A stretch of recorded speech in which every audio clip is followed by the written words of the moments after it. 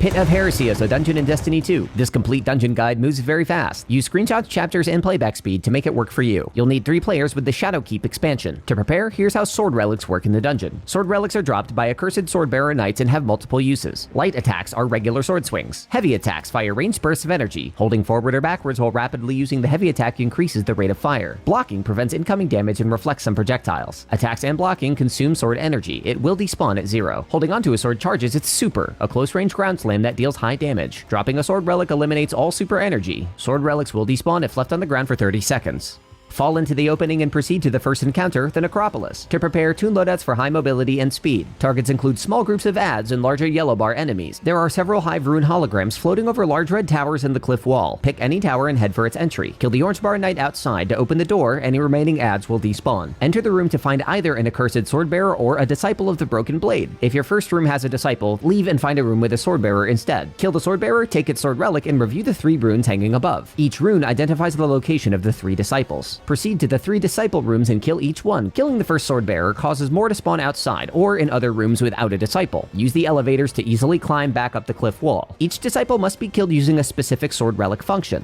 The Oracle is a shrieker that must be killed by using the sword block to deflect its own attacks back at it. The Omen is a wizard that must be killed using the ranged attack. The Might is a knight that can be damaged using any attack but has a shield that absorbs lots of damage. Get into a rhythm. 2 or 3 light attack swings, then block its attack using the relic's super attack when charged. Once all 3 disciples are dead, proceed to the central tower with a green pillar of light. Clear the enemies and pass through the door to proceed. How to fail. Elevator physics can be finicky. Stand still while riding to avoid being randomly killed. At the wall of doors, look for a green lit crack in the wall. Pass through and fall down until you reach the second encounter, the Tunnels of Despair. To prepare, review the map. Equip a mix of invisibility, damage resistance, and high mobility. The goal is to move quickly and avoid detection, or tank as much damage as possible. The encounter has already begun. There are 3 large invincible ogres wandering the tunnels. In the caves between the tunnels, there are yellow bar heretical knights that will drop a void charge on death. There are 3 receptacles, each by a large force field. To complete the encounter, dunk a void charge in each receptacle. The doors will open and the ogres will despawn. Either use the map and carefully complete the encounter on your own, or follow this simple path. At the start, take the leftmost tunnel along the open cliff edge. Run to the first visible cave entrance dead ahead, shooting its membrane and sliding in. Kill the adds in the night, picking up the void charge. Exit through the same hole, turn right, and run until you reach the first receptacle. Dunk the charge, turn around, and take the first cave entrance on your left. Take the void charge and exit through the opposite side. Dunk that void charge on the left. Do a 180, taking the first cave entry on the left. Again, take the void charge, exit the opposite side, and dunk the void charge on the left.